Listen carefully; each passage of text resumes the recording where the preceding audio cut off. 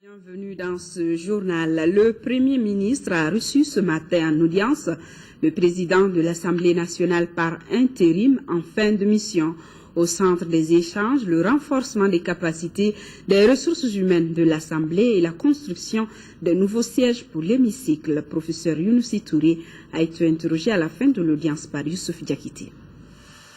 Je suis en fin de mission à l'Assemblée nationale, donc il est tout à fait normal que je vienne lui rendre une visite de courtoisie et de lui parler des problèmes de l'Assemblée nationale pour l'avenir et en même temps saluer la bonne coopération qui a existé entre nos deux institutions au cours de cette phase extrêmement difficile d'évolution de notre pays.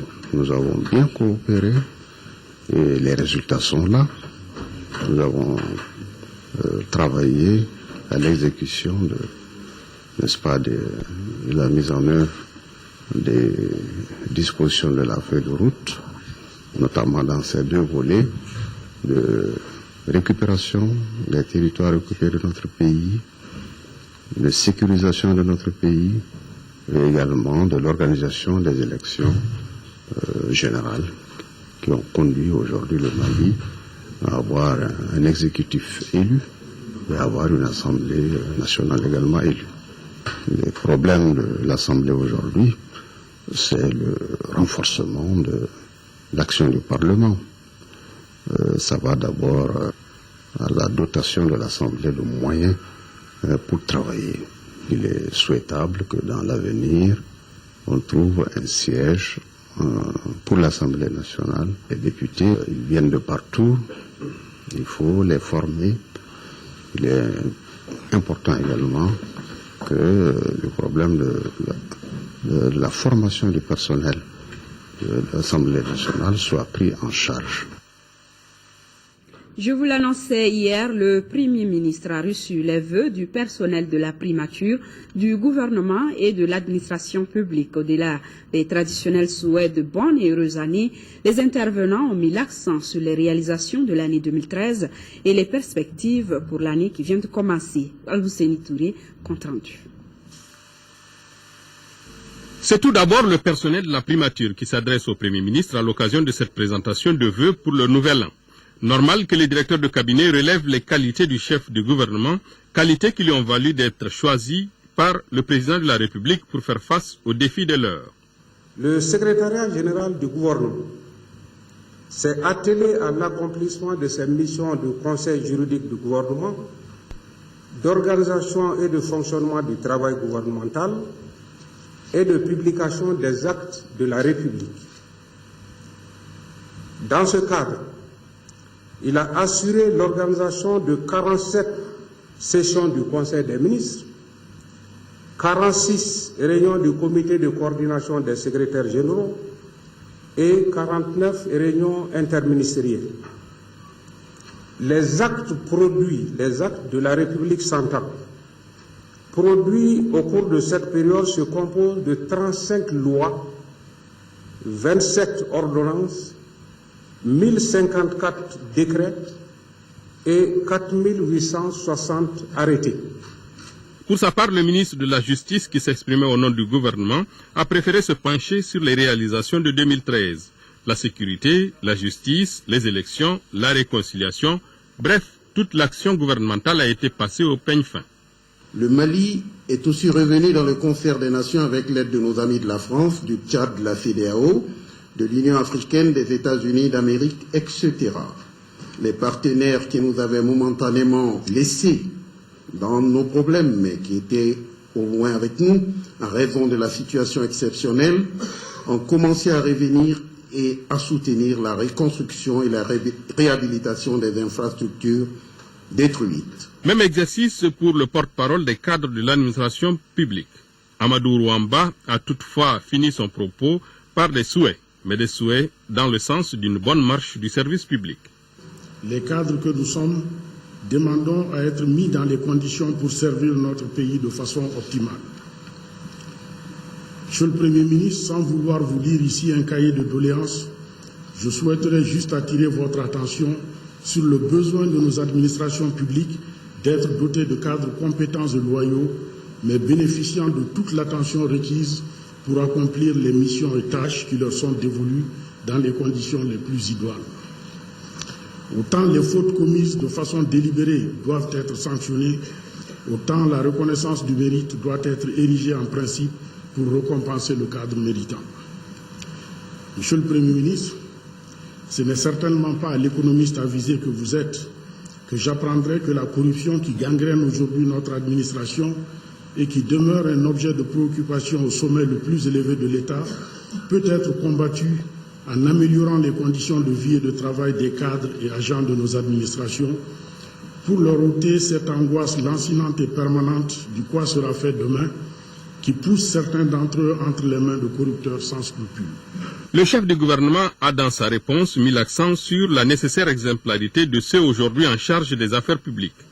Dans le contexte de la sortie de crise sécuritaire et institutionnelle consécutive au conflit armé dans les régions du Nord, ayant entraîné le délitement des institutions publiques, le président de la République avait formulé l'ambition de rassembler tous les Maliens autour d'un projet de refondation des institutions, afin qu'ils deviennent à nouveau les acteurs de leur véritable développement. Élu avec une majorité confortable, il a assigné à son gouvernement la mission de prendre en charge les priorités suivantes: la restauration de l'intégrité du territoire et la sécurisation des biens et des personnes, la réconciliation des Maliens et la consolidation de la cohésion sociale, la refondation des institutions publiques et l'approfondissement de la démocratie, la promotion des femmes et des jeunes et la construction d'une économie émergente. Il a requis que l'action publique vienne à être fondée sur les principes directeurs ci-après. Une éthique de la responsabilité, exigeant de tous ceux qui détiennent des charges et responsabilités publiques un comportement exemplaire et réhabilitant le travail et le mérite. Une exigence de qualité et d'accessibilité au plus grand nombre des services publics. La participation active de tous les citoyens à travers le renforcement des institutions démocratiques. La promotion de l'égalité des chances à travers des politiques publiques de santé et d'éducation qui, corrigeant les inégalités, offrent à chacun la possibilité de réaliser son potentiel par le travail. Enfin, un aménagement de l'ensemble du territoire qui assure par la valorisation des potentialités économiques le développement équilibré de toutes les parties du territoire national. Il convient d'apporter des réponses définitives aux frustrations qui alimentent l'irrédentisme de nos frères dans le Nord. Alors il sera possible d'assurer de façon pérenne la sécurité dans la vie en société, qui est l'objectif cardinal de toute politique. Tous reconnaissent l'heureux aboutissement du processus de sécurisation du pays et des opérations électorales. Cependant, les défis à relever restent encore immenses. Vous aurez l'intégralité de cette cérémonie de présentation de vœux au Premier ministre demain soir après le journal télévisé. Le personnel du Haut Conseil des collectivités a également présenté ce matin ses vœux de nouvel an au président de l'institution. L'occasion était bonne pour faire le bilan des activités de l'année 2013 et de souligner les insuffisances. Le compte-rendu de Batraoré. Cette présentation de vœux a été mise à profit par les travailleurs des collectivités pour dresser le bilan des réalisations au cours de l'exercice écoulé. L'élaboration du budget programme exercice 2014, les voyages à l'étranger, l'organisation d'ateliers sur le renforcement des capacités des conseillers nationaux dans le cadre de la bonne gouvernance, enfin la tenue de 2 sessions ordinaires. Les travailleurs ont également évoqué les difficultés de l'institution. Ils ont fait des propositions pour plus de dynamisme. Améliorer les conditions de travail de l'institution. Explorer toutes les pistes pour faire aboutir la loi aboutissant à la retraite des conseillers nationaux. Œuvrer pour le transfert concomitant des responsabilités et des ressources de l'État aux collectivités. Le président du Haut Conseil des collectivités territoriales s'est dit sensible aux difficultés évoquées, mais invite les travailleurs à plus d'efforts. En partageant avec vous les domaines d'action identifiés pour conduire notre institution, le Haut Conseil des collectivités, à un niveau élevé de performance, je voudrais aussi, aujourd'hui, plus qu'hier, rappeler que pour chacun de vous, il requiert l'amour du travail, la loyauté, le respect des biens publics et la solidarité. Il est vrai que cet appel n'occulte nullement les conditions primaires pour vous rendre plus opérationnels sur le champ du travail bien fait. Aussi, par les moyens financiers qui nous seront notifiés, nous veillerons à ce que l'essentiel soit assuré. Une minute de silence a été observée en hommage à Bois Sempara, conseiller national de Kouloukoro décédé en 2013. Vous pourrez suivre après cette édition l'intégralité de la cérémonie de présentation de vœux du personnel de la République au président de la République. Je vous l'annonçais dans les titres, suite à la crise qui secoue la République centrafricaine, le gouvernement malien a entamé le rapatriement des Maliens désireux de rejoindre leur pays. Un premier groupe est arrivé hier soir. Il est composé des couches les plus vulnérables. Il s'agit des enfants, des femmes et des personnes âgées. Ces Maliens de Centrafrique ont été accueillis par les autorités maliennes hier soir à l'aéroport. Adama Koulibaly, compte rendu. Pour ce premier groupe arrivé, ils sont 267 rapatriés maliens de la République centrafricaine. 267 personnes dont les âges vont de 1 an à 102 ans. Au bas de la passerelle, à l'accueil, 3 ministres sont présents. Le ministre des Maliens de l'Extérieur, Dr Abdraman Silla, le ministre des Affaires sociales et humanitaires, Amadoun Konaté, et le ministre de la formation professionnelle porte-parole du gouvernement, Mahaman Babi, ainsi que plusieurs autres personnalités des services en charge de la gestion du social. Ces Maliens rapatriés de Bangui étaient accompagnés par l'ambassadeur du Mali en République centrafricaine. Ces femmes et ces hommes, enfants et grandes personnes, ont connu le désarroi le plus total. Et grâce à Dieu, ils sont sains et saufs. Nous sommes allés les chercher pour les ramener à la maison sains et saufs. Il appartient maintenant au peuple malien de les accueillir comme il sait le faire, pour qu'ils oublient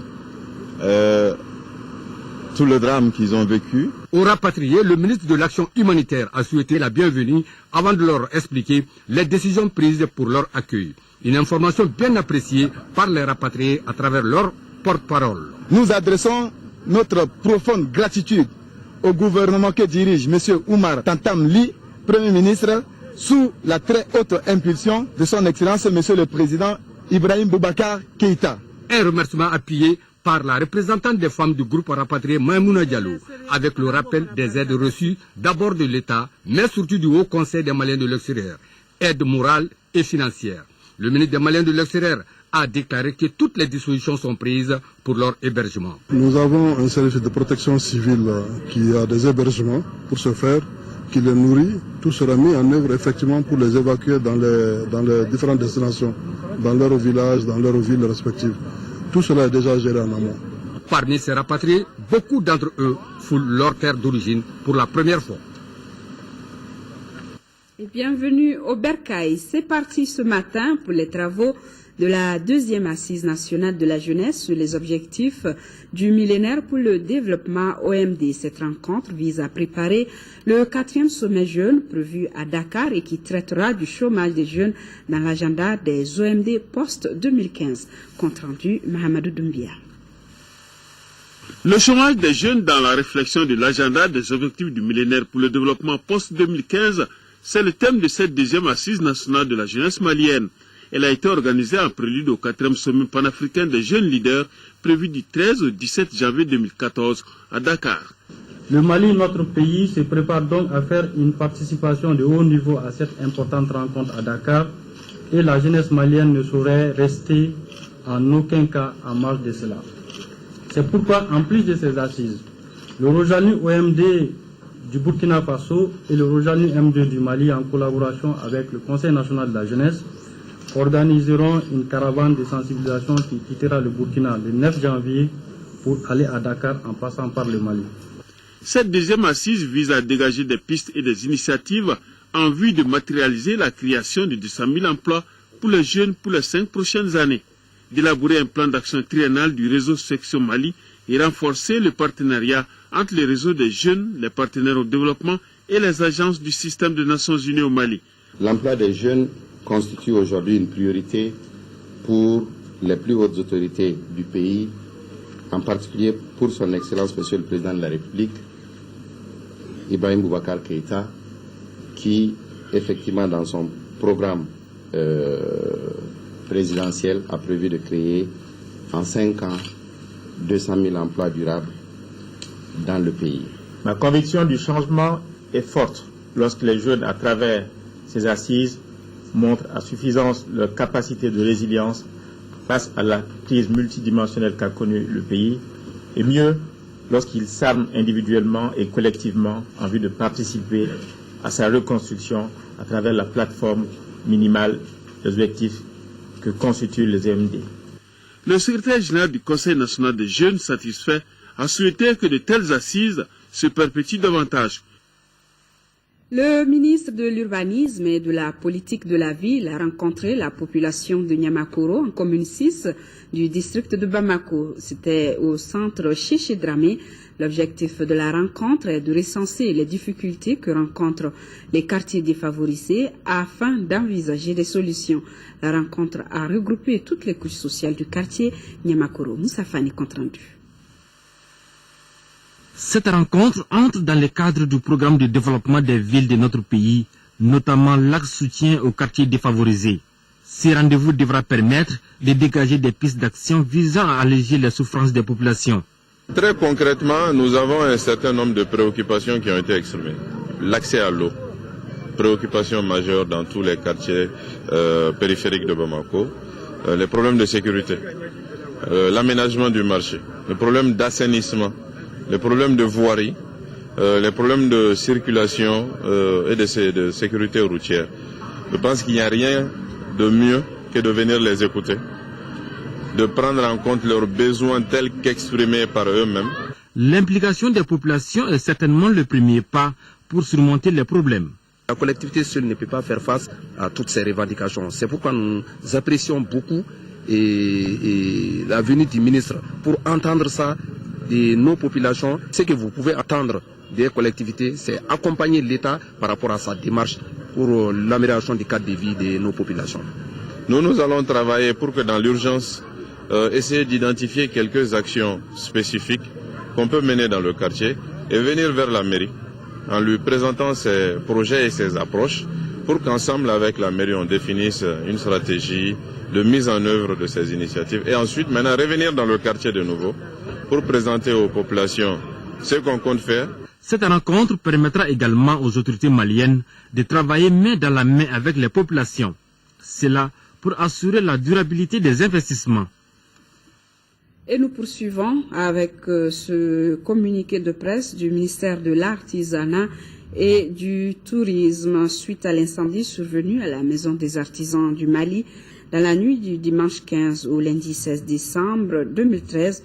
Le gouvernement de la République du Mali vient de débloquer la somme de 100 millions de francs CFA comme contribution pour soulager les victimes. Le montant mis à la disposition du ministère de l'Artisanat et du Tourisme sera logé au niveau du payeur général du Trésor.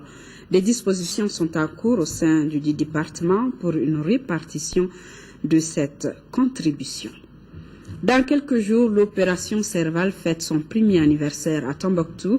En prélude à cette date, elle vient d'offrir aux femmes de la cité des 333 saints un marché aux poissons.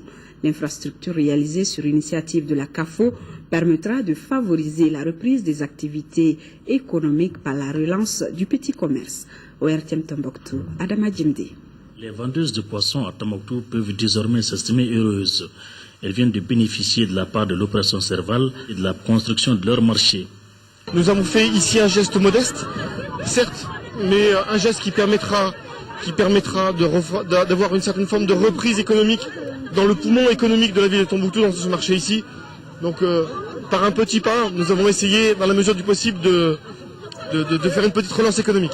L'officier français n'a pas voulu s'exprimer sur le montant de l'investissement. Ce projet a abouti suite à la demande de Mme Touré Bintou Traoré, présidente de la CAFO. Il a favorisé la reprise de l'activité économique par la relance du petit commerce.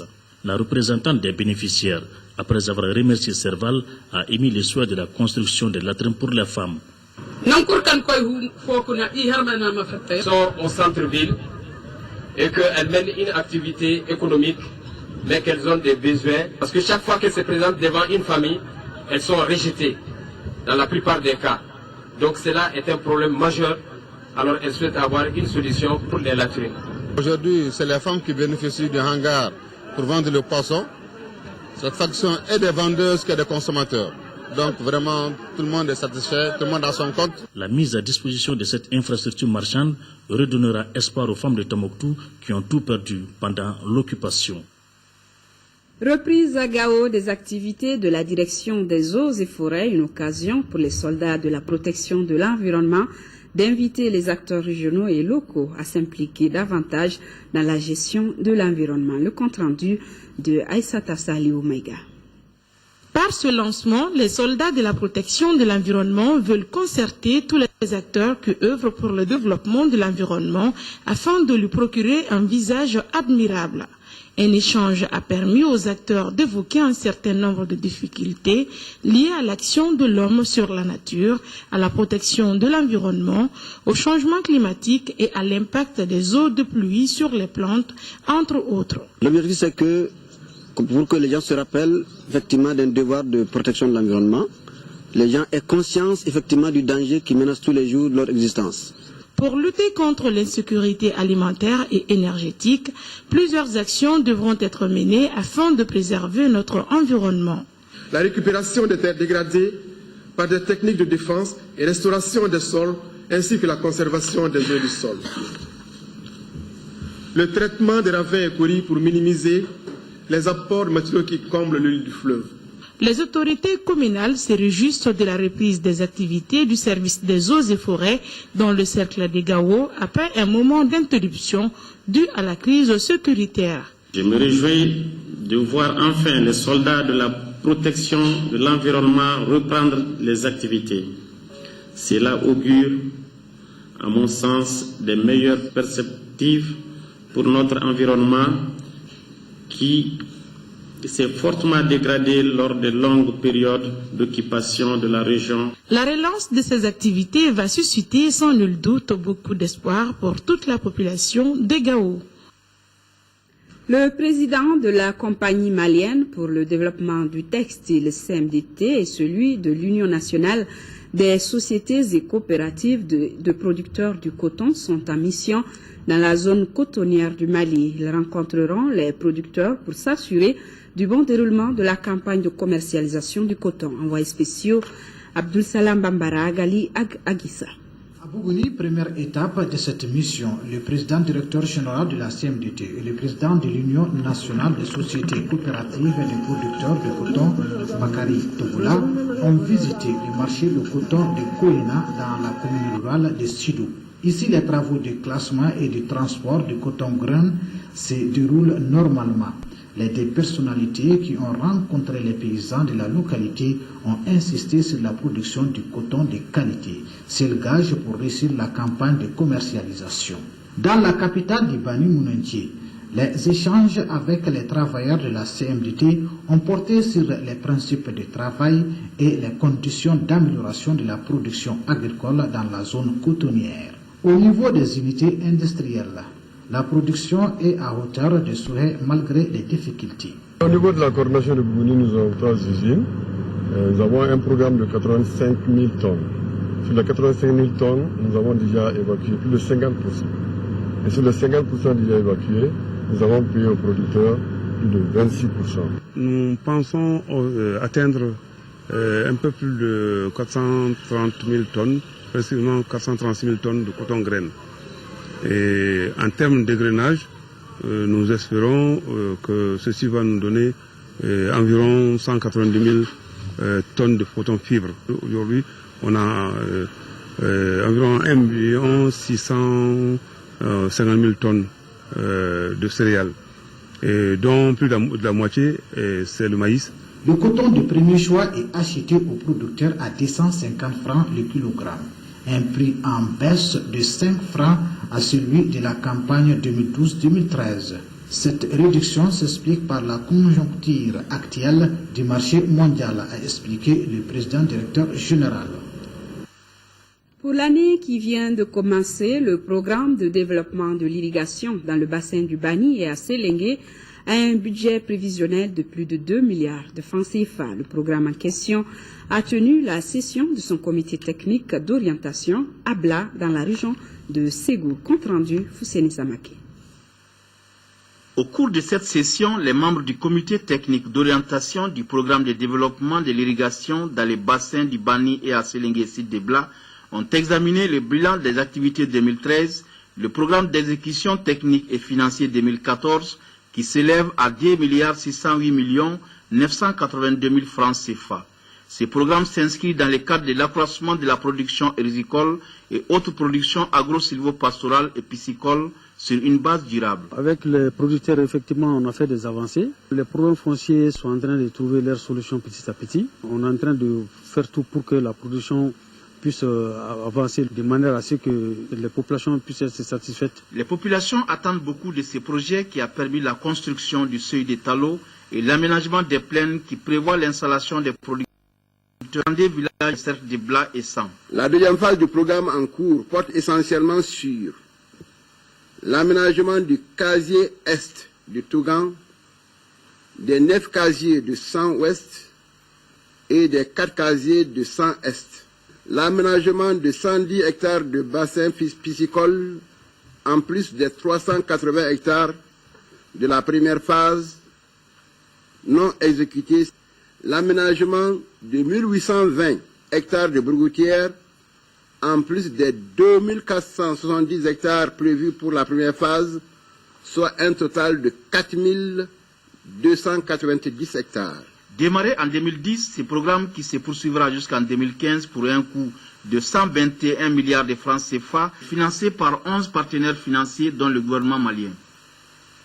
Forum sur le développement économique local des couloirs économiques de l'Afrique de l'Ouest. Les acteurs du Burkina Faso et du Mali sont réunis sur la question autour de la question depuis hier à Sikasso pour mettre en synergie leurs actions. La rencontre est initiée par le programme des partenaires pour le développement économique avec l'appui financier du Canada. Le compte-rendu depuis Sikasso de Sékou Konaté. Par l'organisation du présent forum sur le développement économique local des couloirs économiques de l'Afrique de l'Ouest, particulièrement entre le Mali et le Burkina Faso, le programme des partenaires municipaux pour le développement économique PMDE, financé par le Canada, veut mettre en synergie les stratégies de développement pour une promotion harmonieuse des économies du couloir. Quand on parle de développement économique local en matière de décentralisation, c'est la complicité des acteurs locaux qui les favorise, c'est la mise en réseau des différents acteurs qui peut réellement favoriser un tel processus. Une démarche que les associations des municipalités de nos deux pays qualifient d'outil essentiel pour le bien-être de nos populations. Il s'agit en fait, par une approche participative, d'inciter les populations au niveau de ces communes-là à pouvoir se rendre compte de leur énorme potentialité pour pouvoir mettre en application les différents conseils que nous leur donnons en termes de formation. Nous voulons que dans ce couloir-là génère de la jeunesse entrepreneuriale qui peut-être sponsorisée ou être soutenue par les mentors, c'est-à-dire les opérateurs économiques qui existent déjà dans le couloir. Tout le monde sait qu'il y a une dynamique exceptionnelle qui existe dans ce couloir entre le Burkina et le Mali. Un forum dans Sikasso, à travers le maire de la commune urbaine de Sikasso, Mamadou Tangara, salue la tenue, car constituant un tournant décisif dans la mise en œuvre des couloirs économiques, et l'autorité régionale d'assurer de son accompagnement avant de visiter une exposition des produits locaux et de transformation du couloir. Retour à Bamako avec la 15e session du conseil d'administration de l'Institut d'ophtalmologie tropicale de l'Afrique, IOTA. Les administrateurs planchent sur le projet de budget 2014 évalué à 1,758 milliard. L'Institut entend poursuivre ses missions essentielles de soins, formation et recherche. Il travaille également à la mise en œuvre de son deuxième projet d'établissement 2014-2018.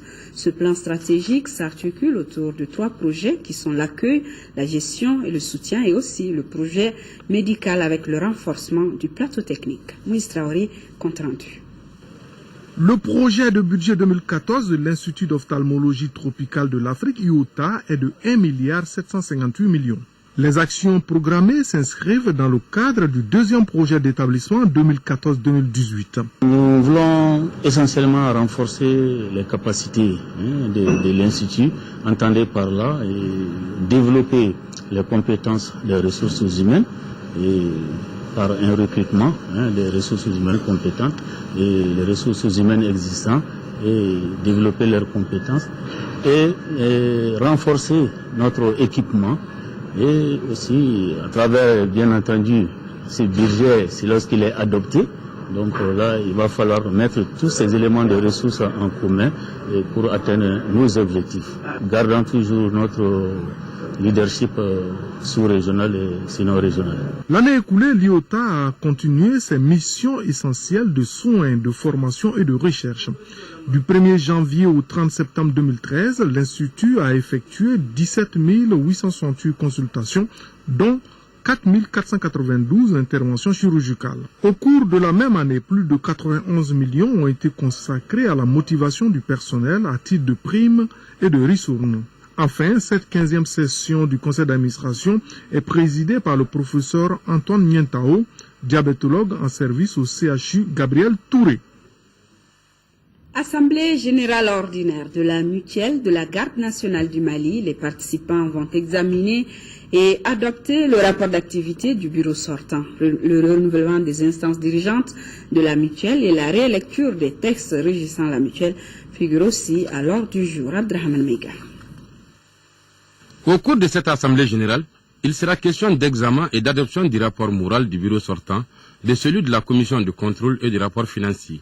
Avec un fonds de roulement de plus d'1,5 milliard de francs CFA, la mutuelle de la Garde nationale, au dit de son président, se porte bien, sinon très bien. Cet état financier lui permet d'entreprendre la réalisation d'un certain nombre d'actions visant l'amélioration de ses prestations. Elles concernent la retraite, le décès, les prêts. À cela s'ajoute en 2014 le volet santé qui est destiné aux militaires réformés pour raisons de santé. Avec les fonds disponibles actuellement, nous avons fait une étude auprès de nos partenaires de l'Union technique de la mutualité, qui ont abouti à ce que nous pouvons en tout cas augmenter les prestations d'1 million par exemple pour les retraités et les décédés à 1 250 000. Autre point à l'ordre du jour de cette assemblée générale, ce sont entre autres le toilettage des textes, l'élection des nouveaux bureaux et le renouvellement du conseil d'administration de la mutuelle. Toutes choses qui, selon le chef d'état-major de la Garde nationale, imposent aux administrateurs un travail de qualité avec en toile de fond la prise en compte de toutes les préoccupations actuelles de la Garde nationale du Mali. Le résultat positif de plus d'1,5 milliard est le fruit de leur engagement et démontre, si besoin en était, que la Garde nationale a des hommes dévoués et des cadres compétents pour atteindre les objectifs de compétitivité dans tous les domaines. Les travaux de cette Assemblée générale seront sanctionnés par des recommandations et des résolutions qui permettront de donner certainement une nouvelle orientation aux activités futures de cette association créée il y a de cela 22 ans. Le réseau d'appui au processus électoral au Mali, APEM, a animé hier un point de presse. Le réseau a présenté sa nouvelle équipe dirigée par Ibrahima Sango. Il a été réélu pour un mandat de 5 ans. Isaac Tchenou. À travers cette conférence de presse, le réseau d'appui au processus électoral au Mali, APEM, a présenté son nouveau bureau. Un bureau élu pour un mandat de 5 ans. La nouvelle équipe mise en place le 4 janvier dernier est dirigée par Ibrahima Sango et composée à 30% de femmes. Les activités qu'on a déroulées en 2013, à savoir l'éducation civique, la sensibilisation électorale, l'observation, on va poursuivre ces activités. Mais on a aussi d'autres cordes dans nos arcs qui sont la formation des acteurs de la classe politique, la formation des acteurs de la société civile, la formation des médias. Donc c'est des actions que nous allons poursuivre en 2014. Donc pour le communal, nous avons des objectifs précis. Ce qu'on a fait, on ne doit plus régresser. Donc pendant 5 ans, il faut faire plus que ce qu'on a fait. Mais il y a d'autres objectifs que nous avons fixés. Le président de la République, il est élu, mais il a été élu sur la base de quoi? Il a fait des promesses au peuple. Il faut que les organisations de la société civile soient là aussi pour suivre ces promesses. Il y a des députés qui viennent d'être élus. Leur mandat a démarré le 1er janvier 2014. Il faudrait bien que les organisations de la société civile soient là pour voir est-ce que ces députés sont en train de répondre aux aspirations du peuple malien. Le réseau APEM a pour objectif, entre autres, appuyer la société civile à la compréhension de la démocratie, éduquer la population à l'exercice du droit de vote et d'œuvrer à la promotion du droit en général.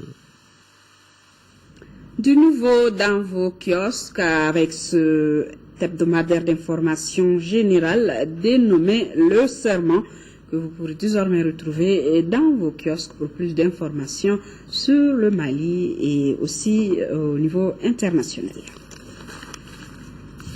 Plus de 13 millions de francs CFA, c'est la valeur des dons composés essentiellement de kits scolaires et de moustiquaires imprégnés de Plan Mali Kangaba à 155 villages et hameaux du cercle. Par ce geste, l'ONG veut améliorer les conditions de vie et de travail des enfants et singulièrement de la petite fille. Envoyé spéciaux à Kangaba, Mamourou Sidibé, Hadama Djakiti. L'unité Plan Mali Kangaba, dans sa politique d'offrir aux enfants un mieux-être, vient encore une fois de faire parler d'elle dans le cercle. Elle vient de remettre 3600 kits scolaires pour une valeur de plus de 7 millions de francs CFA. Chaque kit est composé d'un sac d'écolier, des cahiers de 100 et 200 pages, des matériels de géométrie, des craies, des bics et des crayons de couleur. Dans le cadre de la lutte préventive contre le paludisme, Plan Mali Kangaba a offert à 6394 enfants 2794 moustiquaires imprégnés d'une valeur de 5 950 000 francs CFA. Le paludisme constitue la principale cause de décès des enfants au niveau de l'unité de programme. À titre d'exemple, durant le dernier trimestre 2013, sur 22 cas de décès d'enfants parrainés, 16 ont été dus au paludisme. Au nom des 155 villages bénéficiaires, les autorités de Kangaba ont félicité Plan Mali tout en rassurant d'en faire bon usage. Ça c'est à l'endroit bien sûr des enfants, mais plus précisément des filles, mais aussi qu'on essaie de voir un peu encore élargir le champ d'action auprès de l'ensemble des écoles du cercle de Kangaba. Nous allons nous impliquer pour suivre vraiment la bonne gestion de tous ces trucs-là pour que vraiment que ça serve d'exemple à d'autres et que les plans quand même, malgré qu'ils ont beaucoup fait, nous comptons beaucoup encore sur eux. Pour réaliser sa vision, Plan développe des programmes et projets visant l'amélioration des conditions de vie des enfants et de leurs parents. Ces programmes sont entre autres l'éducation, la santé et la résilience communautaire. Le commissariat du 13e arrondissement du district de Bamako vient de démanteler un réseau de 5 malfrats. Ils opéraient entre Missabougou en commune 6 et Sabalibougou dans la commune de Baguineda. Il a été saisi sur les présumés délinquants 4 mobylettes, 2 pistolets de fabrication artisanale et d'autres munitions. Nous, Sissoko. C'est Toumani, le chef de la bande, avec ses complices, Mamoutou, Moudibodi Sikasso, Mamadou et Fousseni, qui ont été mis aux arrêts par le commissariat du 13e arrondissement. Tout est parti du 3e pont dans la nuit du 30 au 31 décembre dernier. Cette nuit, à la faveur du contrôle des forces de sécurité, 2 individus ont été appréhendés en possession de pistolets et de balles. Nos éléments qui étaient déployés à ce niveau ont interpellé à bord d'un taxi 2 individus armés de pistolets de fabrication artisanale qui les a tellement tiqués qu'ils ont procédé à une fouille systématique du véhicule. Donc cette fouille les a permis de découvrir un sac noir contenant 19 balles de réserve. Les présumés délinquants ont opéré entre Sabalibougou dans la commune de Baguinda et Missabougou en commune 6. Il s'agissait d'une bande de malfrats qui avait pour chef un charlatan du nom de Toumani Djakti. Interpellé, le charlatan n'a pas hésité à reconnaître les faits et à dénoncer les restes de la bande. Suite à l'interrogatoire de ces 4, ils ont dénoncé un certain Moribo Sangaré, dit Sikasso, qui a été interpellé au marché de Médine. Ces 5 individus inculpés pour détention illégale d'armes, vol à main armée, complicité de vol et association de malfaiteurs ont été mis à la disposition du parquet. C'est la fin de cette édition. La télévision nationale vous diffuse dans quelques instants la cérémonie de présentation de vœux du personnel de la présidence au président de la République. Cérémonie à suivre juste après ce journal. Pour les informations, vous avez rendez-vous demain à 10h avec Amara Mali Diallo.